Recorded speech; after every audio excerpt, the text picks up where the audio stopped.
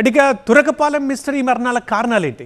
మట్టిలో ఉన్న మహమ్మారి మనుషుల్ని ఎగరేసుకుపోతోందా, లేక నీటిలో దాగున్న మరేదైనా రక్కసి గ్రామాన్ని పట్టి పీడిస్తోందా? అసలేం జరుగుతోంది? 2 నెలలుగా చావు భయంతో బిక్కుబిక్కుమంటున్న ఊరు స్వేచ్ఛగా ఊపిరి పీల్చుకునేదెన్నడు? మంచాన పడ్డ మట్టి మనిషి ధైర్యంగా పనికి వెళ్ళేదెప్పుడు? అటు సీఎం ఆదేశాలతో రంగంలోకి దిగిన సైంటిస్టులు ఇప్పటిదాకా తేల్చిందేంటి?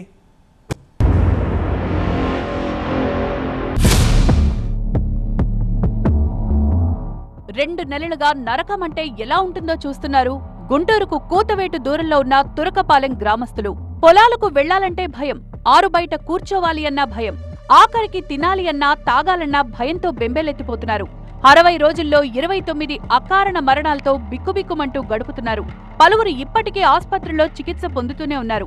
అందులో ఓ వ్యక్తికి మెలియాయిడోసిస్ ఉన్నట్లు డాక్టర్లు తేల్చడం ఇప్పుడు చర్చనీయాంశమైంది.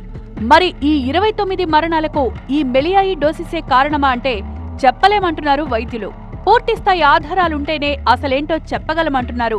డెత్స్ కేసులు మనం అది చెప్పలేము, మనకు ఎవిడెంట్ లేదు కాబట్టి, బ్లడ్ కల్చర్ చేయలేదు కాబట్టి వాళ్ళ చనిపోయినది ఏది అన్నదిగా డెఫినెట్ కాజ్ మనం చెప్పలేము.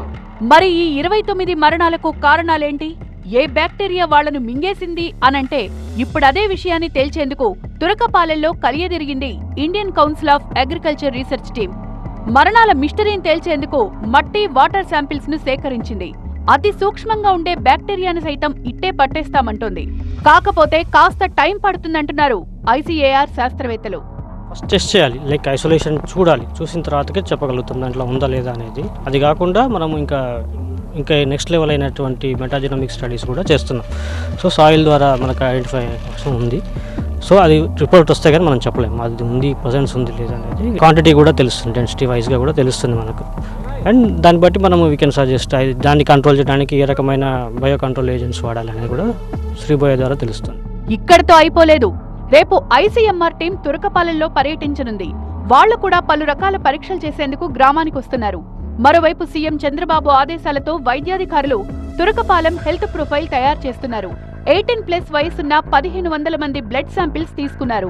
పరీక్షల తర్వాత అన్ని విషయాలు వెల్లడిస్తామంటున్నారు. అలాగే వ్యాధి తగ్గగానే మందులు ఆపకుండా 2 వారాల పాటు వాడాలని సూచిస్తున్నారు.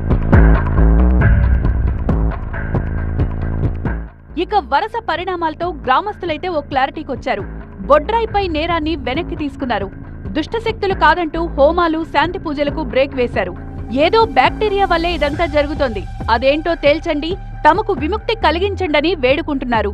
మరి చూడాలి వరుస మరణాల వెనుకున్న ఆ మహమ్మారి ఏంటో.